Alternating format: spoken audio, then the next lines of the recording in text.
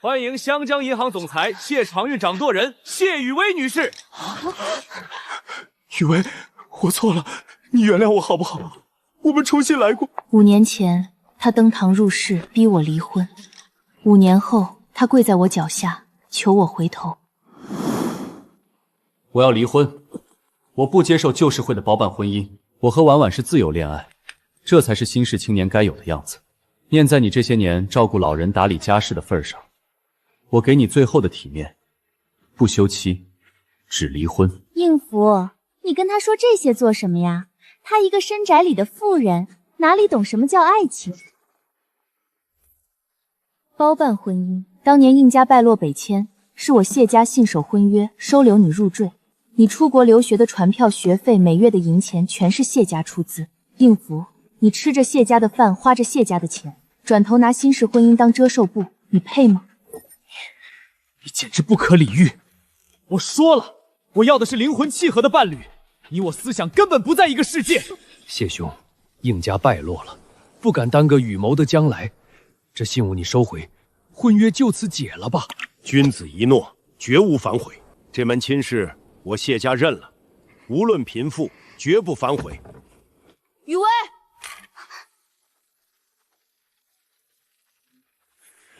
你也不用想不开，这婚你离也得离，不离也得离。婉婉已经怀了我的孩子，我不能委屈了她。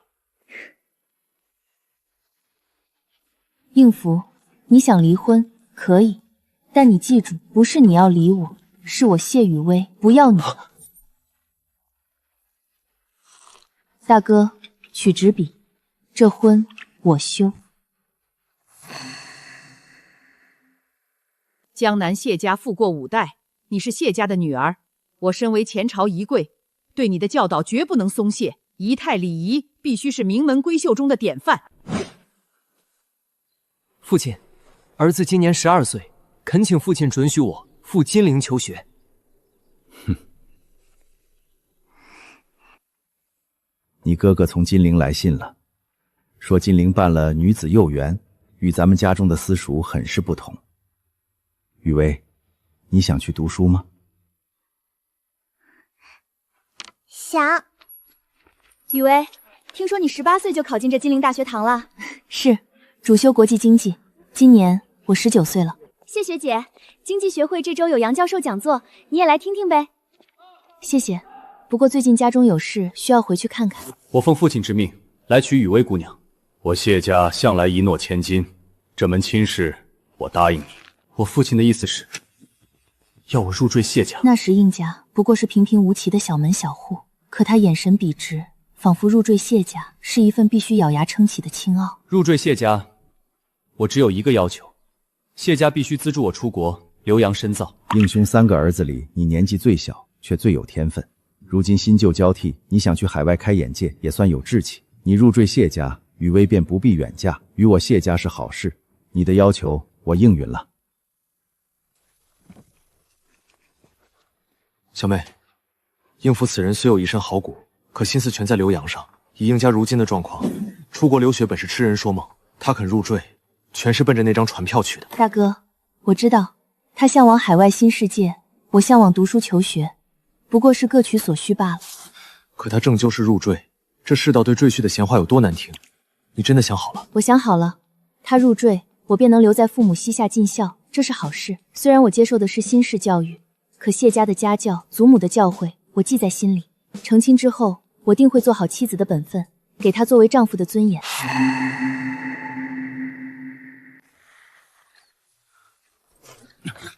应福，你喝多了。其实我有许多交心的话想。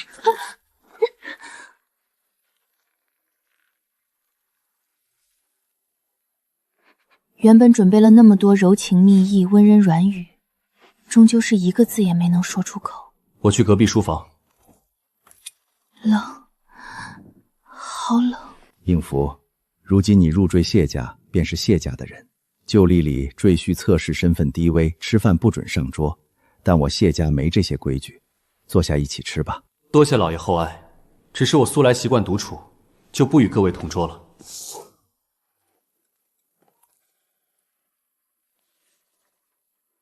这篇文章，这首词的后半句，你觉得意境如何？我素来不爱诗词歌赋，这些我答不上来。也是，跟你谈这些文章诗词，确实是难为你了。谢雨薇，看来我们思想上注定不在一个世界。应福，关于刘洋的事，我的意思是，等手续办妥，你带雨薇一同去。谢老爷，国外局势动荡，我怕雨薇跟着吃苦。有谢家资助，钱财用度都不是问题。你们夫妻2人同行，在海外也能互相照应。既然你想跟我一起去浏阳，那就看你有没有这个福分了。恭喜谢小姐，恭喜应先生，是喜脉。我真的有了身孕。既然你怀了谢家的骨肉，远洋跋涉肯定是不成了，你就安分留在家养胎，也是为了孩子好。终于，我再也不用被他那样粗暴的对待了。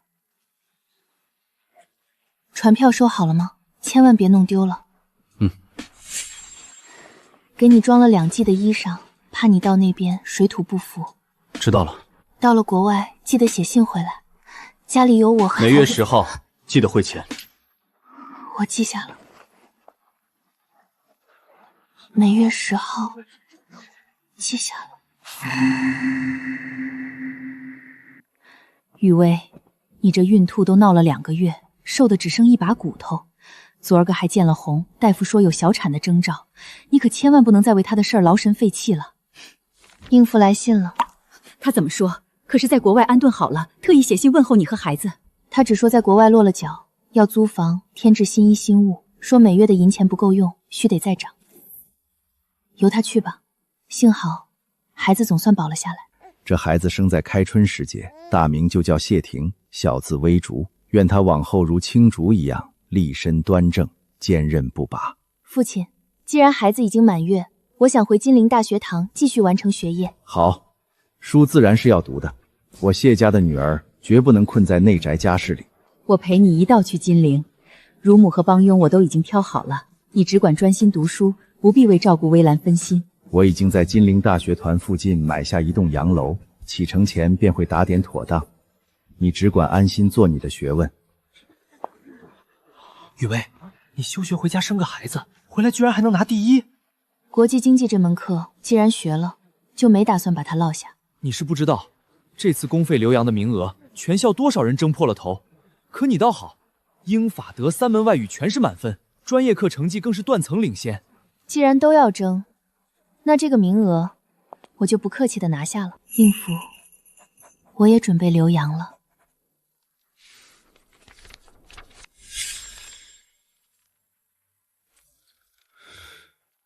应福回信了，除了张口要钱，这还是他头一回主动给你写信吧？他说国外对留洋的女人多有歧视，他还说我横竖是个已婚妇女，就该安安分分等他学成归来。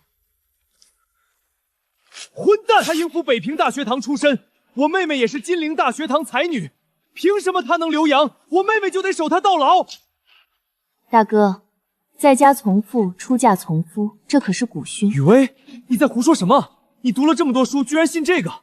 把这一地碎纸扫干净。可我从未嫁入应家，是他应福入赘我谢家，我不曾嫁他，凭什么受他管束？父亲，我此番远赴海外留洋，一去便是2年，我早已提前安排妥当，将应福双亲从北方接来江南安置，由我们谢家派人细心照料。应福那2位兄长最近生意不顺，我也出资帮他们渡过难关了，往后他们的商途应该会平顺许多。身为应福的妻子，我能做的、该做的都已经做好了。雨薇，自小让你读书，是为了让你明理。你要记住，天地广漠，万物竞择，各自都有所精彩，切不可辜负了这一生。父亲教诲，女儿牢牢记在心底。血脉亲子，确实割舍不掉。可父亲说的对，天地这么大，我的精彩不该只在于做他的母亲。我所选的国度，这所深造学府，名望与实力，远在应福就读的院校之上。真没想到，在这样显赫的学府里，竟然有这么多奇奇怪怪的人，尤其是那一个，看起来最是与众不同。瞧瞧他那身打扮，真是越来不成体统了。就是，哪有正经学生穿成这样，简直是浪荡。浪荡，我倒觉得是明艳，明艳到了极点。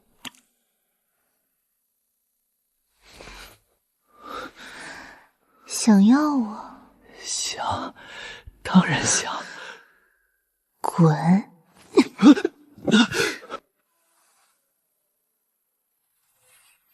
长了一副勾魂夺魄的妖精模样，眼神却冷得像块冰。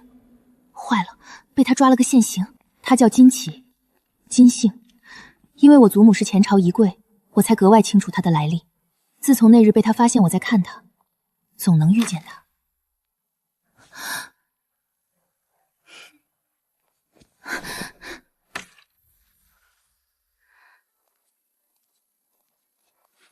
你怕我？我现在是该先护着头，还是先护着书？也不是怕。不怕，不怕你不敢正眼看我，不怕你下课特意绕远路躲着我走。怎么，我是鬼吗？你不是鬼，是专勾人心神的艳鬼。长了一副标准的美人胚子，可惜啊，柔弱的像朵小白花。谢雨薇，你真是浪费了这1等1的美貌。金小姐，我来这里是为了读书，我与你不一样。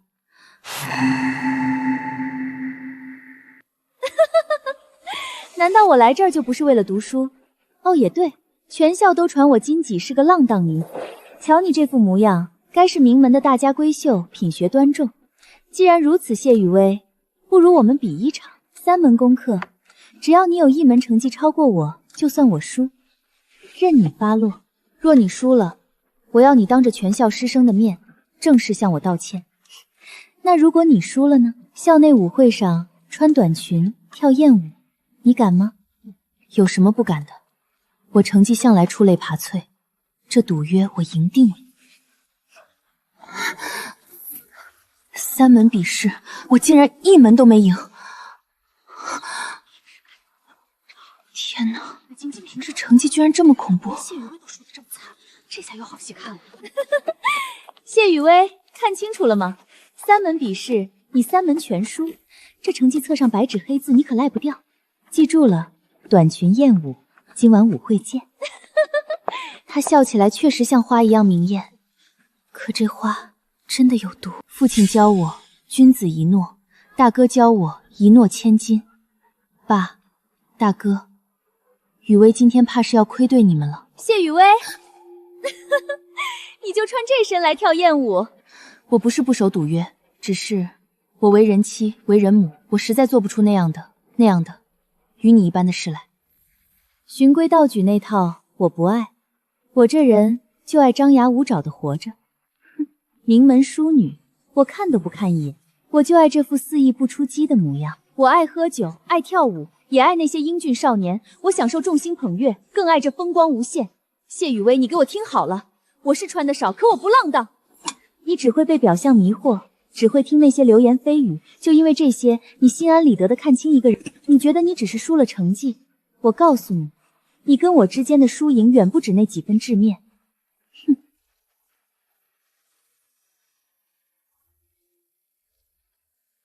万物尽则，各自有所精彩。爸，我懂了，金吉他其实是个极其精彩的人，是我输了。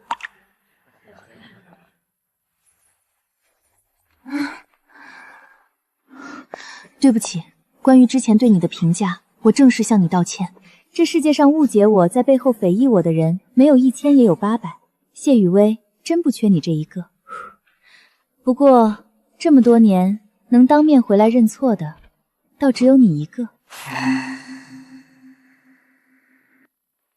再减1寸，你是用手指甲量的吗？这已经短很多了。我拜托你再减1寸也不会露屁股的。熟络之后才发现，金琪根本不像外人传的那样，她确实是外表那样美丽带刺，可心底比谁都敞亮。你这头发太死板了。谢雨薇，你虽然接受了新式教育，但你这骨子里依旧脱离不了那股传统气。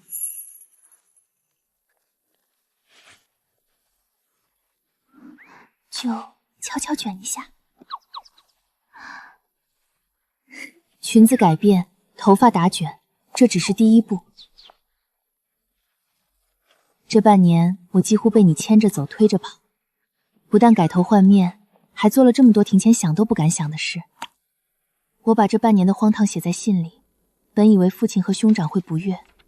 雨薇，要与金启姑娘交好交心。这般女子，在如今的世道里，堪称传奇。初见你时，只觉得你长得好看，可也只是好看罢了。那时候你的一言一行，就像用尺子衡量出来的，刻板又乏味。那你后来怎么又改了态度？因为你这人有那么点不一样。那天旁人背地里说我浪荡，你却说我是明艳，这话我听见了。从那时起我就留意你，看来看去才发现，我们或许本就是一类人。只是我骨头够硬，你脾气晕软。但无论如何，我没看错人。你明天就要启程回国了，雨薇，只盼你回国后能随心所欲，只盼你别忘了我这个知己。知己勿忘，金锦，我们再见有期。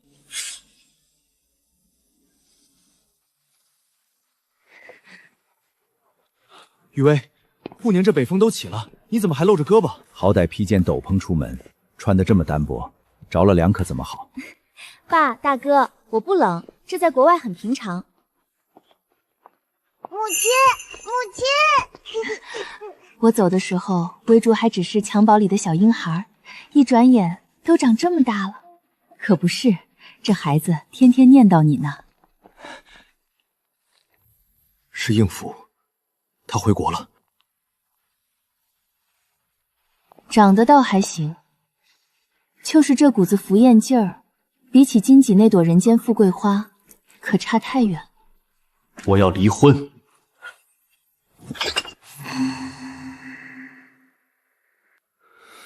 你刚回国，踏进谢家大门说的第一句话，竟然是这种混账话！爸，您别逼我了。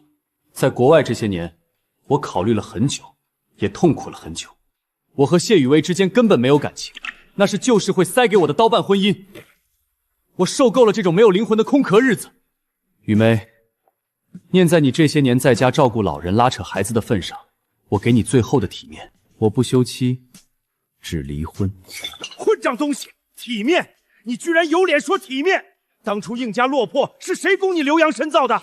雨薇在国内为你生子操劳家业，你怎么敢？你到底怎么敢说出这种话的？都别吵了。应府，我最后问你一遍，你想清楚了，一定要离婚，是吗？是，我只要这一份自由。我和婉婉是真心相爱，我们在国外受的是新式教育。谢雨梅，这早就不是那个旧社会了。我追求的是一夫一妻的纯粹感情，我要给婉婉应有的尊重，也得给你一个明白的交代。所以这婚非离不可。尊重、交代，我是你三书六礼明媒正娶的结发妻子，你口口声声说和他是真心相爱，可在这婚还没离之前，他又算什么？论礼法，他不是你的妻；论名分，他也算不上你的妾。既然你这么崇尚尊重，难道一直以来你就是让他这么没名没分的跟着你？应府，这就是你所谓的尊重，让他背着败坏名节的骂名，在外面和你无媒苟合。这种尊重他受得起，我谢雨薇可真替他脸红。谢雨薇，你以为谁都像你一样，还死死抱着那些老古董，活在封建年代，开口闭口妻啊妾的，真让人恶心。我告诉你，我和应福是情侣，是追求自由恋爱、人格平等的新式情侣。你懂什么叫爱情吗？自由恋爱，我让你自由，我让你不要脸，这种丧良心的话你也敢说？别打了！你们这群疯子，住手！有什么冲我来？婉婉是无辜的。够了，我说够了。大哥，取纸笔来。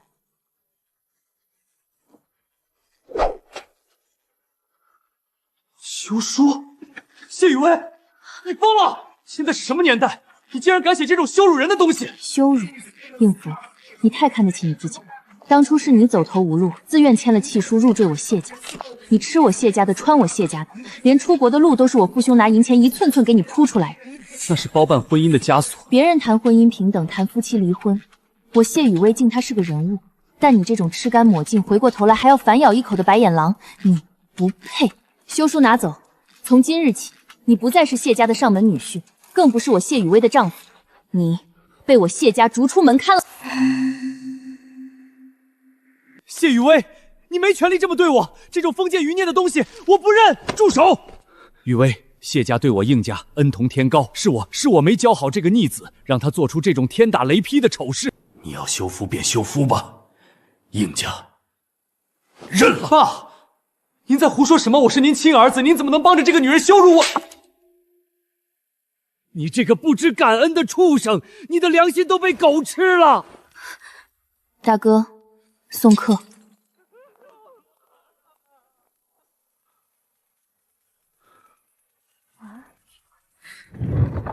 大哥，我这就带婉婉和父母去护宁了。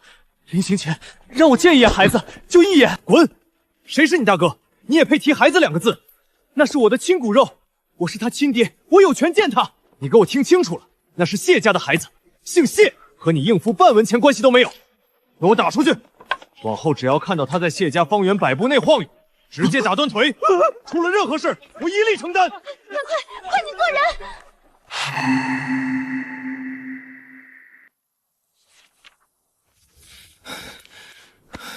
于喵，看书呢。那个刚才外面有个讨饭的闹事，已经赶走了。你别多想，大哥在呢，咱家以后清静了。是应福吧？你都听见了。雨薇，你心里要是委屈难受，千万别憋着。咱们自家人面前用不着硬撑。雨薇，别这样强撑着，想哭就哭出来。你这样，大哥心里更不好受。大哥，你这模样，倒像是我受了天大的委屈，马上就要哭出来了似的。你觉得我会为了那样一个人要死要活？我这不是怕你心里不好受吗？或者你觉得我会卑微到去求他不要抛弃我？大哥，你不用这么看着我。要是退回3年前，我大约是真的会难过。那时候我也只听父亲的话，想着既然结了婚，便是一辈子。我虽不曾有过夫尊妻卑那种臣服念头，但心里确实是希望能成就他的。可现在想想，凭什么？到底是为什么？雨薇，我谢雨薇出身江南名门世家，论家世，论学识，论眼界，这一路走来，哪一样不比他应付强？我为什么要嫁他？凭他那副清高的皮囊，还是凭他那点卑微的自尊？他应付何德何能得我谢雨薇为妻？他变心于我而言，反倒是桩天大的好事，这样正合我意。怎么，大哥觉得我这样想太狠心了，不好吗？不，雨薇，你这样想才该是合乎常理。我江南谢家娇养出来的名门贵女，眼界就该这么开阔，气势就该顶天立地。我谢家的女儿，本就不必受任何人半分委屈。谢家，谢家几代人的基业，难道要断在我手里？爸，您别忧心，先把身体养好。应付那种人，不值得您动这么大的气。爸，我知道您想让我接手航运生意，但我不耐烦那些生意场上的琐事，那不是我要走的路。儿子已经报了阳城的军校，不日就要启程。如今家国动荡，男儿志在四方。爸，大哥，既然大哥有志从军，您就放权让他去吧。谢家的担子我来接。雨薇，谢家100年来靠水吃水，那是内陆航运风急浪大，你一个女孩子，我是您的女儿，谢家的基业我不会让他倒下。总裁，这个月的报表出来了，依托长江主干线，咱们新增的16个中转运点已经全部整合完毕，运力比上月提升了3成。不够，把原本分散的家族生意全部转为公司化运营。我要的不是几个码头，是整个国内航运。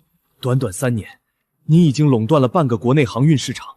如今走水路的，谁不知道谢氏？这才只是开始。爸妈，大哥从北方寄信回来了。你哥在北方当了军官，听说立了不少功。若不是你这3年操持家业，你大哥哪能在前线无后顾之忧？雨薇，谢家交给你，我最放心。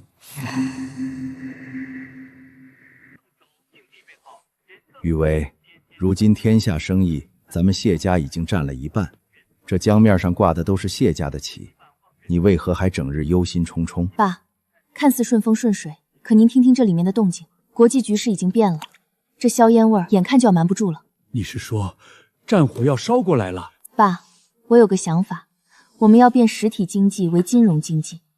谢家不能只守着这些船，我们要开设银行，存黄金。开设银行，那可是动摇根本的大事。乱世将至，唯有黄金才是硬通货。我们要把谢家囤积5代、数百年的财富化为黄金，撤出内陆，寻找更安全的避风港。你打算去哪里？湘江。好，既然你有此胆魄，父亲全盘应允，谢家的身家性命都交给你了。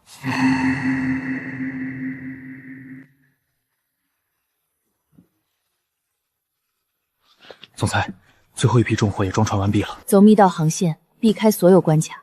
记住，这些箱子里是谢家的命脉，出不了半点差差。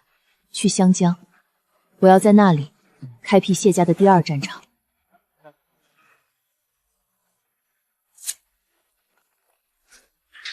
按原定计划继续推进，我要在最短时间内让谢家所有的实体资产变现转入这里。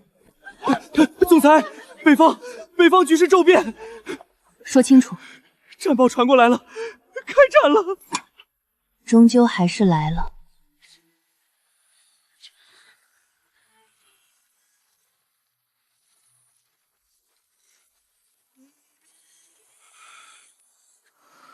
别把你的大衣弄脏了。大哥。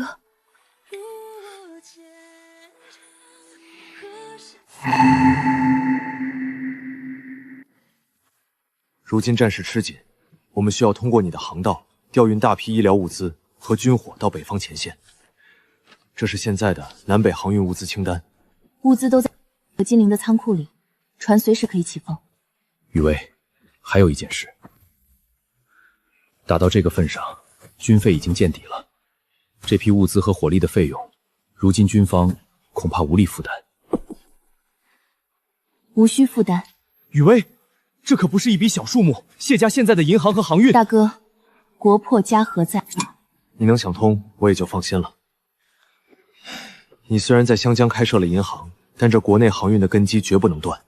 物资、情报，谢家的命脉，金陵必须得有人守着、运转着。放心吧，大哥，只要有我在，谢家的旗就不会倒。我既然穿了这身军装，上了前线，就断没有退下来的道理。往后后方这1000万斤的担子，就全赖你一人操持了。雨薇，跟我们一起走吧，金陵太危险了，你一个女孩子家怎么守得住啊？妈，带好微竹，湘江那边我已经打点好了，到了那边有人接应。微竹，要听爷爷奶奶的话，等这一仗打完，妈妈就去接你。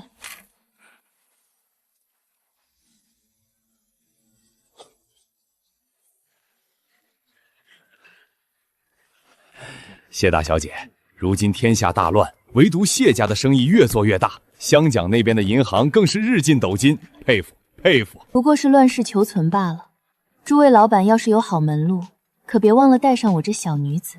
谢总太谦虚了，您这哪是小女子啊，您可是咱们金陵的财神奶奶。总裁，这一批运往北方的物资，加上打开关卡的打点，账面上已经不够。去告诉商会那几个老狐狸，不管用什么手段，天亮之前，我必须拿到那笔黄金的汇兑权。可是他们开的利息实在太高，咱们这笔买卖……我现在只想赚钱，哪怕是从骨头缝里吸血，我也要赚。钱太重要了。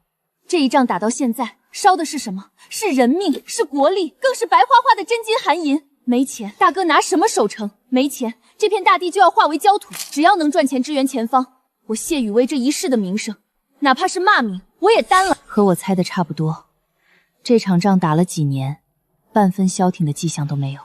那年元旦，我本以为是难得的安稳，父母特地把微竹从湘乡带回金陵，就为了那2天的团聚。总裁，元旦刚过，您就马不停蹄赶来沪宁处理这桩国际贸易，已经半个月没好好歇过了。局势不稳，这些物资晚1天到北方，前线就要多死多少人？你说什么？金陵沦陷了？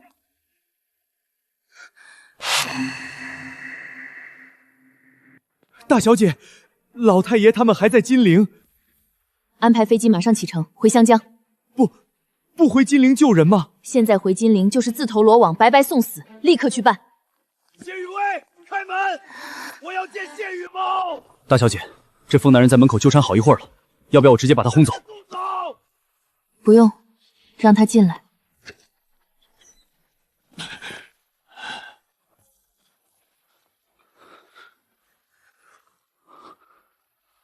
找我有事。雨薇，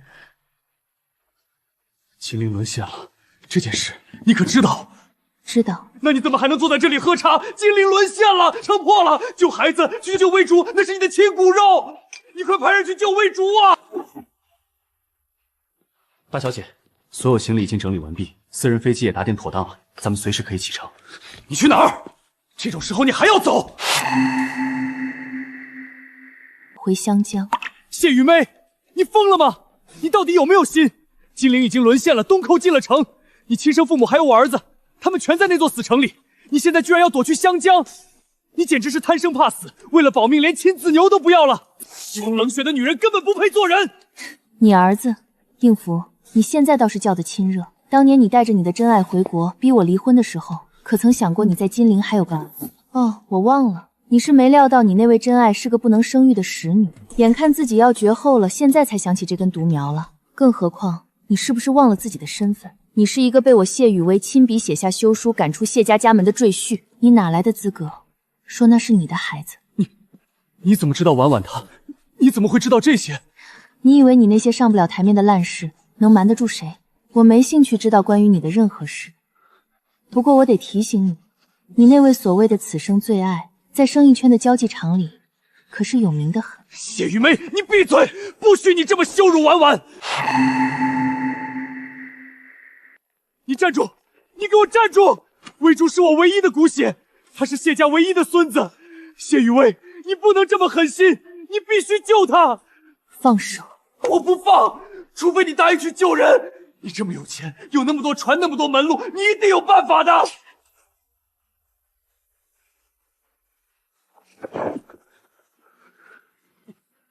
你打我！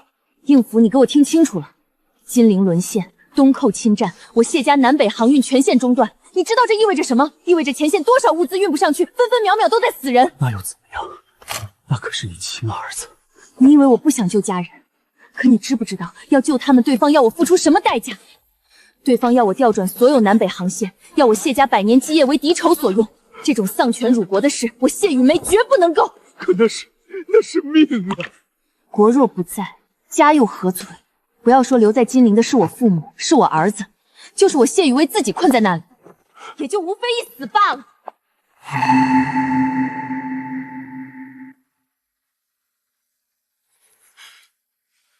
看你现在这副模样，我只觉得可悲，更觉得可笑。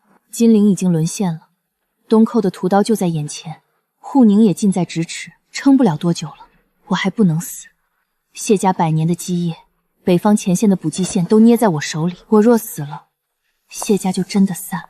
谢雨梅，你说的冠冕堂皇，你不能死，所以你就要牺牲为主吗？那是你的亲生儿子啊！你为了你那个所谓的谢家，为了你的银行和破航道，你就眼睁睁看着他去死吗？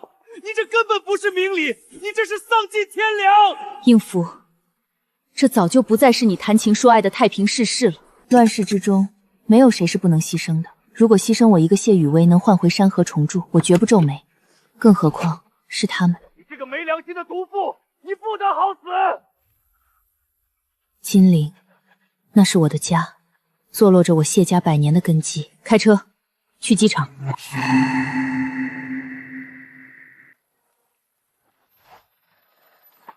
谢小姐，冒昧深夜来电，请放心，您的父母和令郎谢霆目前正在金陵的一处静静宅邸中，受着最周全的照料。金陵如今风大，但我们希望能与谢小姐这样有远见的商人合作，只要南北航线能为大局效力，谢家人的安全与荣华，可保百年无忧。谈合作自然是好的，只是如今谢氏的货船都停在公海，等风浪平息了，我定会好好考虑。至于现在，恐怕要让阁下失望了，所有的条件我一个都答应不了。谢小姐，您这是拿至亲的命在赌。阁下既然懂商业，就该知道筹码只有握在手里才叫筹码。夜深了，就不打扰贵客雅兴了。我知道我在做什么。我也知道这么做的后果，一旦拒绝，那道门或许就再也推不开了。但我谢家的船可以藏在长江里，却绝不能开进敌寇的港口。爸妈，微竹，等我。以前留洋的时候，总觉得神学课枯燥乏味。教授说，人的灵魂重量是不同的，越是纯净，越是轻易。那我呢？为了这盘航运的大旗，我冷酷果断地放弃了至亲。我这种人的灵魂，大概沉重的连地狱都落不下去了。我谢雨薇，终究是个满身罪孽的罪人了。总裁，金陵那边传过来的是老太爷的亲笔信。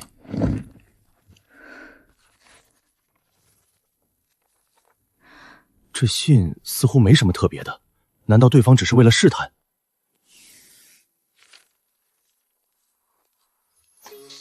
国堕清，如覆巢；国若灭，则无完卵。为父已朽，区区一身，怎比万万同胞？微竹虽幼，亦是谢氏之后，他亦无惧。吾儿与威，切记不可动摇。今虽百死，无悔也。百死无悔，爸，我懂了。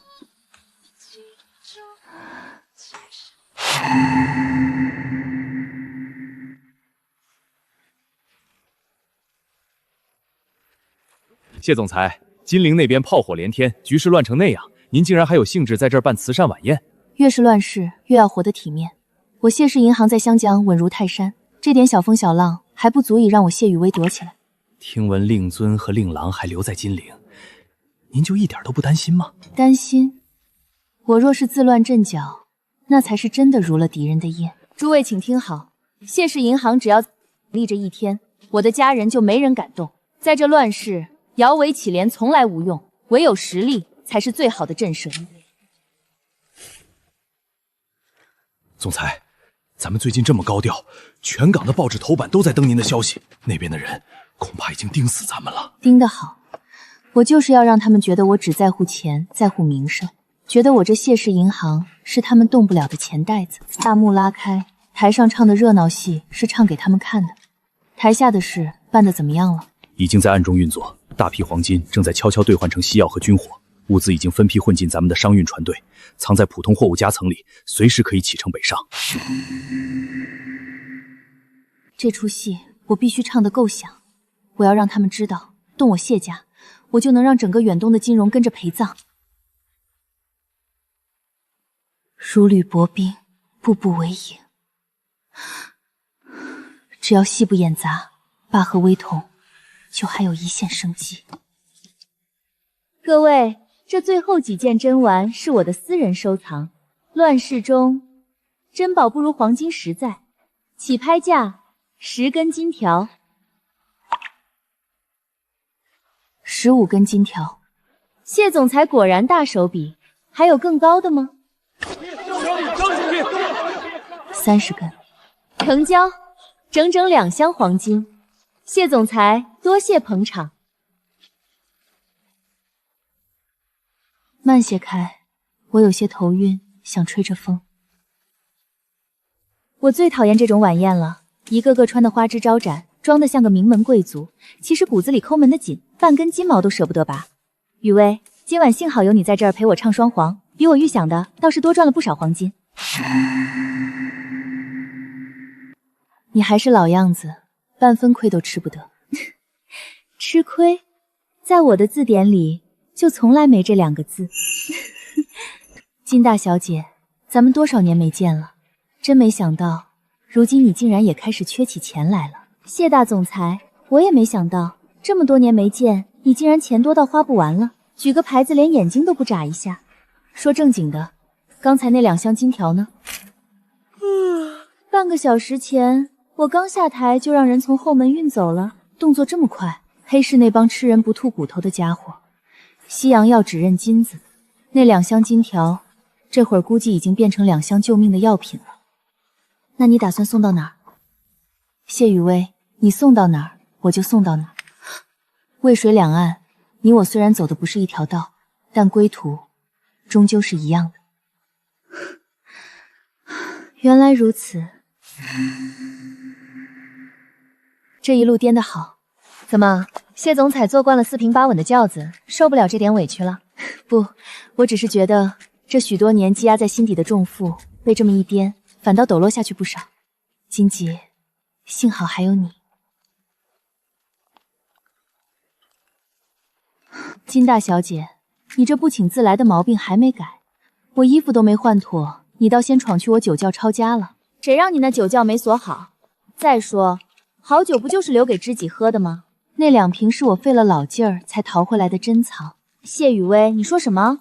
你这公馆里最重要的珍藏难道不是我吗？美人与醇酒摆在一起，当然美人才是第一位。行了，别贫了，我不得不承认，你确实比酒美。雨薇，你当年走的倒是痛快，拍拍屁股就回了国，留下我一个人在那破学校里，闲得骨头都快生锈了。你是闲得慌，还是想我想得慌？我想你，我是觉得空落落的。放眼全校，我再也找不着一个能跟我对骂、能跟我比成绩的对手，也没了能说真心话的朋友，太无趣了，真的。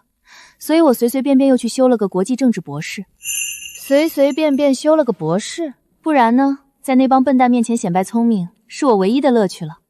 可那种日子，远没有现在提着脑袋给前方送药来的带劲。这好端端的世道，偏偏起了这道波澜。放眼望去，战火如此，那是咱们的江山啊！如今竟然焦土万里，他们掳我同胞，占我城池，简直是畜生不如。那是我们的根，如今却被生生拔起。那些流离失所的人，哪一个不是血肉之躯？不过那群杂碎也别想好过。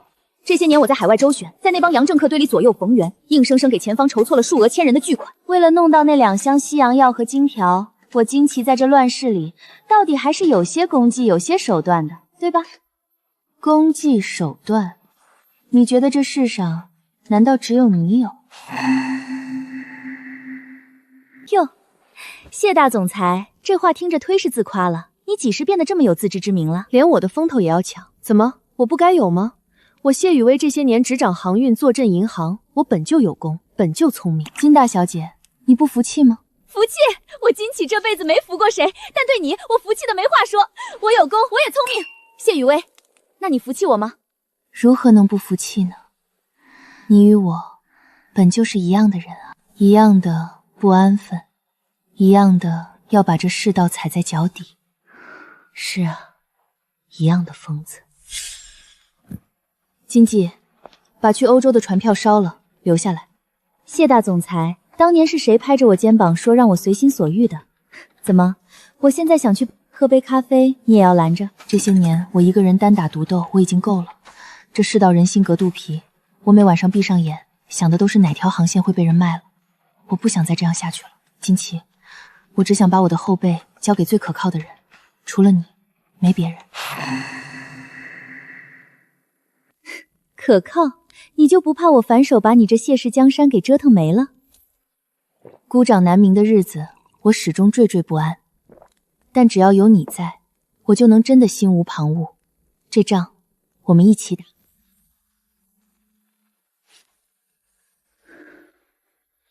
行，既然你这么看得起我，那我们就让那些东寇看看，到底是谁说了算。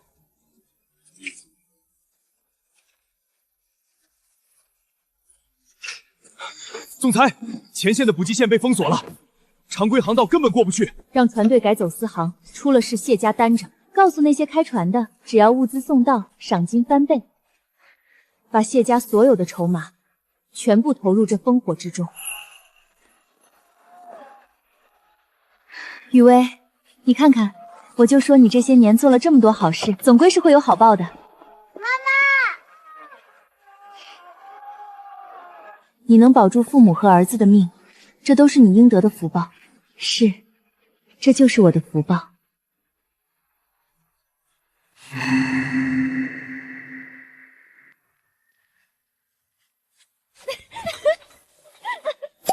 雨薇，快看，我们胜利了！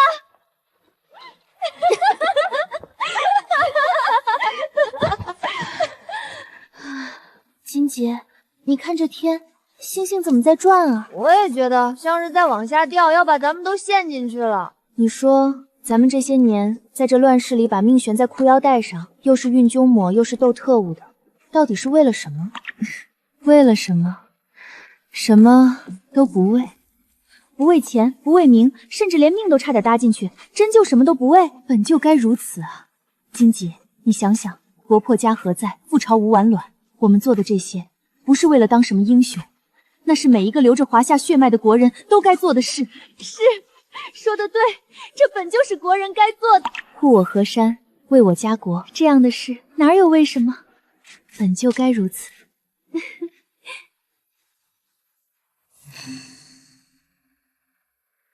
雨薇，仗打完了，可咱们这辈子还会再有战争吗？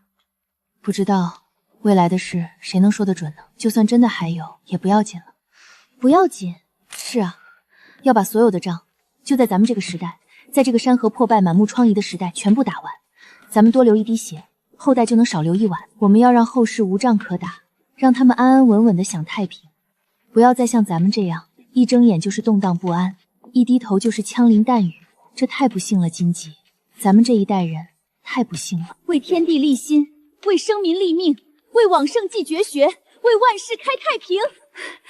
谢雨薇，你记得咱们在欧洲学校里学的那些东西吗？咱们这些年拼了命的所作所为，从来就不是为了此时此刻，咱们是为未来，为那个还没到来的明天。你且看着吧，你想要的那一日，那个后世和平、江山重铸的时代，它一定会来的，很快就会来的。未来，那个时代究竟会是什么样呢？我猜，那大概是一个自由平等的时代吧，没有饥荒，没有硝烟，那里的人们蒸蒸日上，举手投足间皆是一派泱泱大国的气派。那样的时代，我坚信一定会到来，很快就会到来。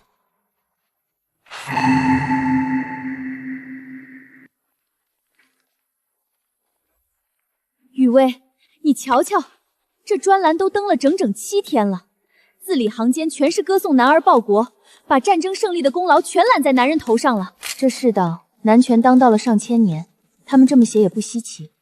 我呸！后方的物资、衣料、筹款，哪一样缺了女人？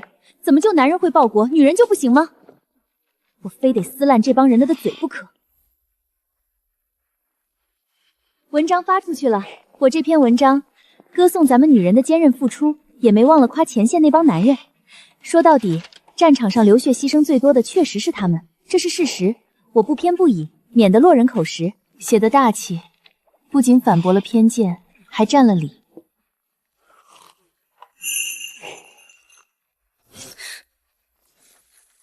谢雨薇，你快看这篇新出的社论，指桑骂槐呢，说咱们懂什么家国大义，只会在后方摆弄笔墨，虚耗金银。这篇文章的文风倒是透着这一股子陈腐的酸味。我管他是谁，敢跟我金器隔空叫本，我这回非让他知道什么叫真正的口诛笔伐。有的放矢，何必骂人？这缩头乌龟倒装起大肚来了，真是好一副小人道量的暗戳阻止。他若真有底气，就该正面驳你的论点，而不是在这儿摆出一副受害者的清高模样。想玩这一套，我金茄什么时候吃过这种哑巴亏？他既然觉得我骂得不痛快，那我就如他的愿。我不隐晦了，我非得把这层遮羞布给他撕烂了不可。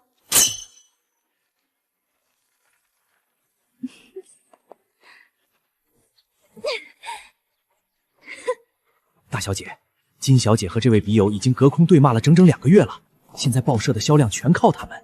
这位笔友早就词穷了，只能翻来覆去的讲规矩，可金奇的文字却能骂出花来。雨薇，你瞧瞧，这混账东西，骂不过我，竟然开始拿圣人言论挡箭牌了。我呸！这种下三滥的手段也使得出来，亏这人平时还自诩什么新派才子留洋经营，结果就这点水平，什么东西？与这种货色对骂，真却是跌了我的身。你与他计较什么？他虽说留洋数言，可骨子里依旧是那套封建做派，改不了的。你知道他是谁？他一直用笔名，从来没露过面。他是应符。应符？那个被你休掉的吃软饭的货色，脏了我的文笔，这种货色也配跟我经济论战？怎么了？从刚才进门就这一脸煞气，谁又惹着咱们金大小姐了？应付那个吃软饭的烂货，雨薇，我这口气真的顺不下去。不是已经骂了他2个月了吗？还没消气？那怎么够？我当初还以为是在跟哪个才子切磋云笔，闹了半天是掉进粪坑里了。我要是不把他那层伪君子的皮给扒下来，我就不姓金。从今天起，我天天投，日日骂，我倒要看看他那张老脸还能往哪儿搁。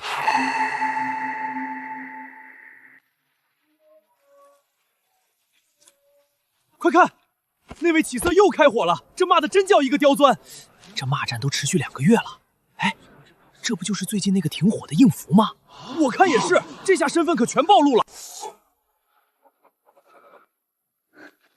应福，我那条珍珠项链呢？你不是说这周写了专栏就有钱吗？快了，我正在写这篇散文，还有那个中篇小说，写完投出去就能换钱。写，你还有脸写？你出门看看，现在全城都在笑话你被个女人骂得狗血淋头。那是那个泼妇无理取闹，人家骂得有理有据，你呢？回个嘴都哆哆嗦嗦。现在报社那边来信了，说怕被你牵连，你的专栏被撤了。撤了？那可是咱们唯一的进项。哼，没用，连个女人的嘴都斗不过。你自己在这儿熬着吧，我吃钱的紧，等不起你。日子怎么会变成这样？听闻他现在已经回不了嘴了，专栏撤了，小说也没人敢发。预料之中，他在报纸上没了声音，那交际花恐怕也留不住了。没了谢家的供养，又没了名声，他的日子只会越发不好过了。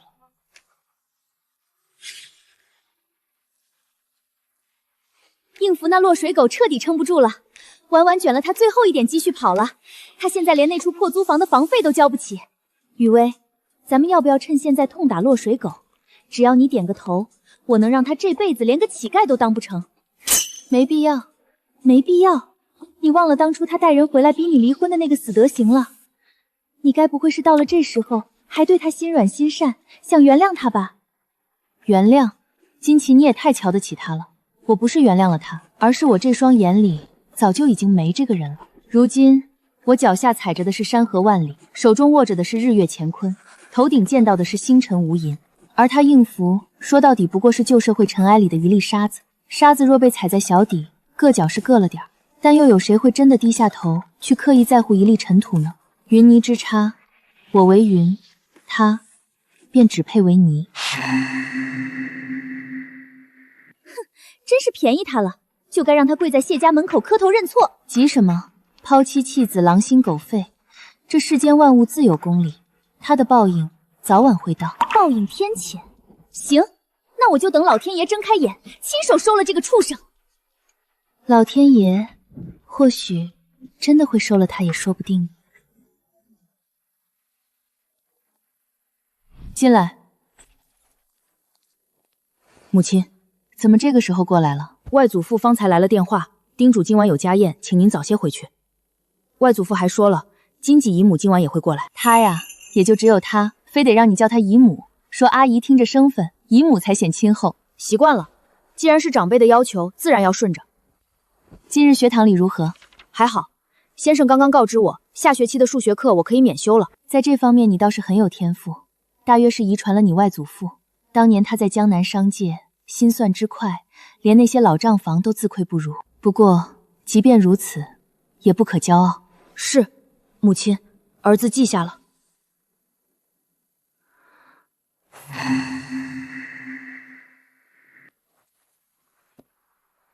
还有事，母亲，我前几日翻到一本书，上面有一篇署名为应福的文章。那位应福是不是我的父？你从哪里看到的这本书？学堂的阅览室，那是本好多年前的旧刊了。我随手翻到最后一页，署名正是应福。我当时觉得这名字有些耳熟，后来回了家，我私下问了老宅里的几个老佣人。谢家在江南屹立了5代，那些老徒固然守着谢家的旧事过了几十年，可他们心里也明白。坐下谈，只要你动了心思去挖，谁还能瞒得住你这个谢家未来的掌权者？既然你问到了这个地步，谢家的人也不该活在雾里。应福确实是你的生父，但他与谢家与你都没有任何关系。当年他入赘谢家，后来被休弃，你姓谢，是谢家的子孙，这一点从始至终没有改变。他现在在哪里？死了，3年前病死在沪宁。母亲，您恨他吗？不恨，不值得。我知道了，母亲，我去准备家宴了，晚上见。母亲，我以姓谢为荣。这孩子像谢家人。这力道要稳，下剪要准，就像咱们谢家的账目，差1分1毫，这整株松的气运就全乱了。是，外祖父。哎，那盘荔枝搁我手边来，那盘石榴往边上靠靠。对，别往那边堆，谢爷爷不爱吃甜腻的。金奇，你这反客为主的性子是半分没改，又在这儿指使我的人。瞧你这话说的，你的人不就是我的人？真甜。哎，灰竹呢？怎么没跟你一块儿进来？在后面花园里陪他外祖父侍弄花草说闲话呢。这孩子是越点出息了。听他们先生说，谢霆的数学又是全校第一，也不知这天分像谁，反正不能像你。谢雨薇，你可别忘了，当年咱们那3门笔试，你可是全输给了我。既然你这么厉害，拿了双博士，怎么没见你去学堂当个先生教书育人？我才不去，那种苦差事我可做不来，我只负责接谢家的继承人放学，这差事多风光。雨薇，多吃些，这一筷子是特意让厨子给你留的。你在外头整日里应酬，那些洋人的冷盘饭食哪里比上家里这口热乎的？哎呦，伯母，您这新添的都没边了，我这儿也等着投喂呢，你也不给我夹一筷子。吃，都吃。你这孩子嘴上从来不饶人，瞧瞧你们2个终日忙得脚不沾地，一个个瘦得跟猴似的，看着就让人心慌。雨薇，最近航运那边的事运作的可还顺利？顺利，长江航线已经恢复了70%，南北货运的大动脉基本上都通了。只是不提那些了，花园里那几株茶花开的正是时候。雨薇，明日你若闲了，记得带金姨去瞧瞧，免得她在屋里闷坏了。那是自然，谢爷爷种的花，我肯定得去赏光。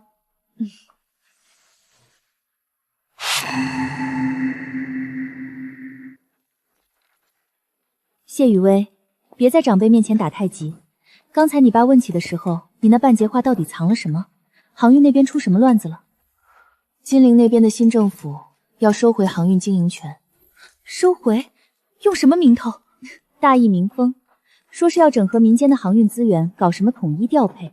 咱们谢家的船队占了长江流域的半壁江山，那是捏住了南北货运的喉咙，他们怎么可能不盯上？这帮人动作够快的。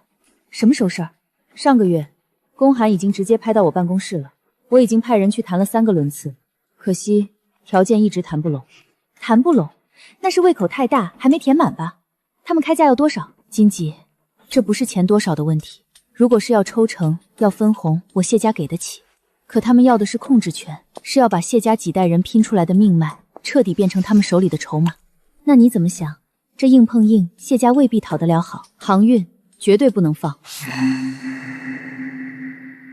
湘江银行虽然是咱们现在的根基，但航运才是谢家立身的根本。金陵那边虽然是换了天，但这天下生意终究还是生意。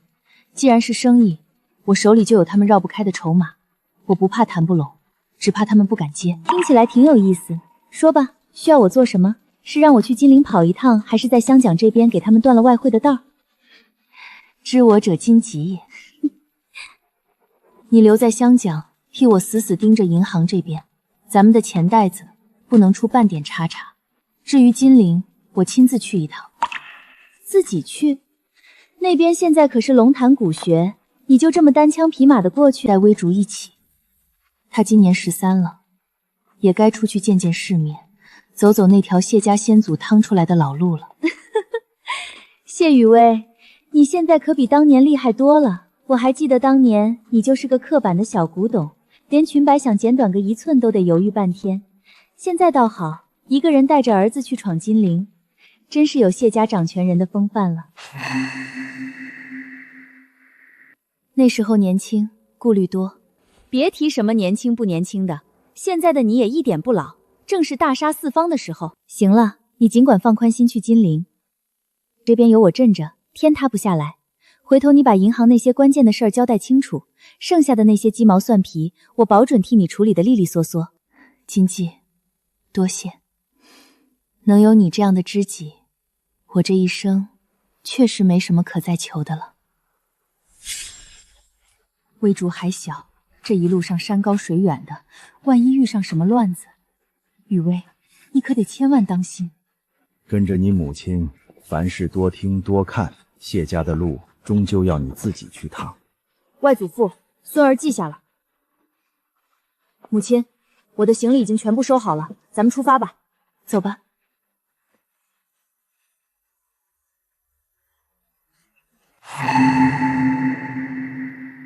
瞧见那边了吗？那是金陵大学堂，虽然还没修复好，但已经复刻了。等过几日得空了，我带你进去走走。母亲，您以前是在那儿读过书吗？读过，不仅在那儿读了书，还生了你。母亲，您怎么突然说起这个？谢总裁，这已经是咱们谈的第5轮了。关于收回经营权、统一调配资源的事，上面的意思很坚决。周先生，我也重申过多次，谢氏航运这10年的盈亏、航道维护的投入，以及战时支援前线的每一笔记录都在这儿。这些数据不是冷冰冰的数字，是长江上几千个家庭的生计。政府想整合，初衷是好，但若不顾及运营逻辑强行回收，不出半年，这条水路就会瘫痪。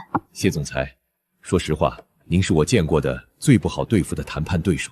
周先生过奖了，我只是个手坛子的商人。不是过奖，这几轮谈下来，您不吵不闹不卑不亢，每一桩要求每一条协议，您都摆事实讲道理，堵得我连强硬的话都说不出口。说句掏心窝子的话，要是民间的航运掌舵人都有您这样的见识和管理水平，政府哪里还用费这个心来搞什么整合？周先生，航运经营权这笔账，我今天跟您算，不是为了我谢雨薇一个人，更不是为了谢家这一斗米。长江是国人的长江，航运通了，物资流转起来了，这百业才能真的兴旺。谢家经营航运5代人，这100多年熬过来，靠的从不是朝廷的恩赐，也不是哪位高官的扶持，我们靠的是一点一滴攒下来的信誉。这个信誉是谢家的命根子，我不能丢，也万万不敢丢。谢总裁，您刚才的这番话，我会一个字不落的如实向上级汇报。有劳周先生了。母亲，您今天这一路好像总在想什么？是在想些事，很久以前的事。是什么样的事？很久以前，母亲有过一个不太好的婚姻。那个故事很长，你想听吗？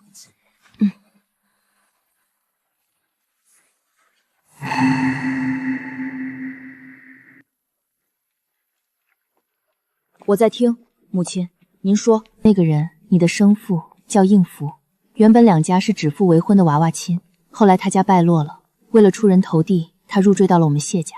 入赘的唯一条件是让我们家出钱供他去海外留洋，他这一去便是数年。后来他回国了，不是一个人回来的，他带回来一个时髦的女人，当着全家人的面说要跟我离婚，可他忘了，他是入赘谢家的婿。我没答应离婚，而是当众写了一纸休书，把他给休了。后来呢？他去了哪儿？后来战争就爆发了，他带着那个女人在沪宁过得捉襟见肘，那女人没熬住，卷了钱跑了。他受不住打击，也没钱治病，3年前病死在沪宁的一处租房里。母亲，讲这些，您现在心里还会难过吗？不难过，因为他这种人不值得。母亲，我都明白了，以后我会加倍努力读书。您放心，谢家的航运是您和外祖父的心血，我谢霆发誓，绝不会让他倒在我手里。好，母亲等着那一天的到来。不容易啊，谢大总裁，金陵那帮人吃人不吐骨头，是出了名的不讲理。你居然真能让松口把经营权还回来，这本事见长啊！不是我本事大，是他们也不傻。谢氏的航运网遍布南北，那是谢家5代人砸出来的命脉，换了谁去管，都没法像咱们这样运转如常。与其争个两败俱伤，最后落得个水路瘫痪，倒不如各退一步，大家都有利可图。你就这一点毛病，哪怕立了大功，也从来不会好好夸自己一句，非得扯到生意逻辑上去。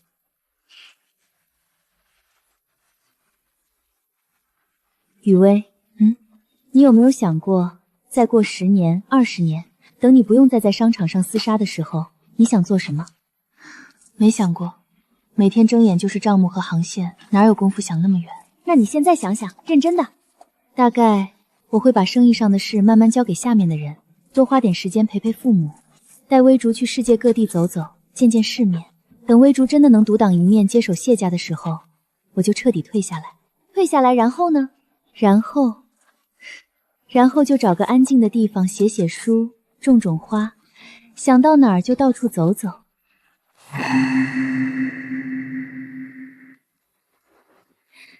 谢雨薇，我以前就发现你这个人的骨子里啊，其实自始至终还是个小家碧玉。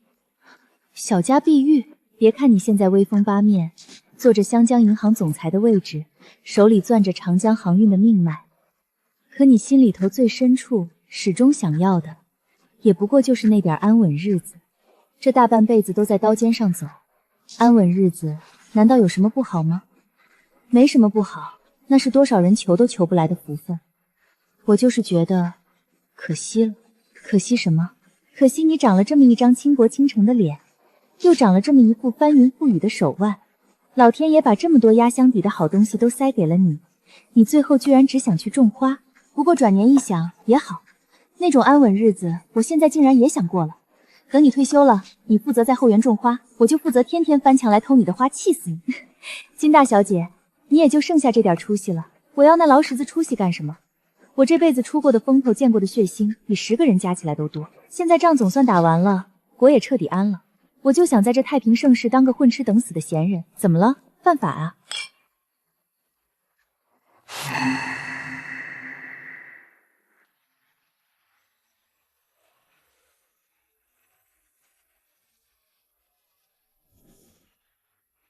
母亲，这是沈婷，在北方医院工作的护士长。那时候我受了伤，是她把我从死人堆里扒拉出来的。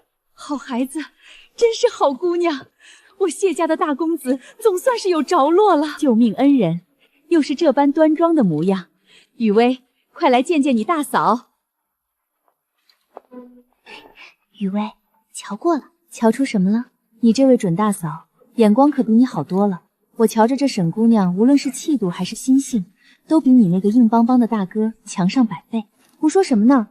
我大哥怎么不好了？保家卫国，顶天立地，哪点差了？得，算我多嘴。你大哥好，你大哥天下第一好，行了吧？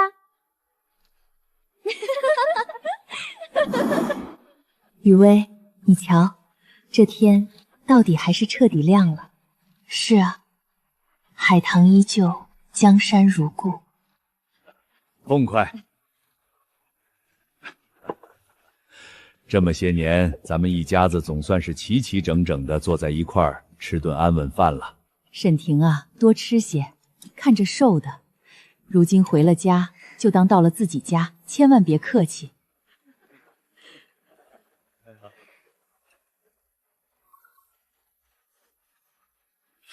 雨薇，你说咱们这些年拼了命的在刀尖上走，到底是为了什么？为了什么？其实什么都不为。如今想来，那时的回答才是对的。我们做这一切，不是为了名垂青史，不是为了金银万贯，也不为博取谁的赞赏，只是因为本该如此。国若破了，家又何在？覆巢之下，哪有完卵？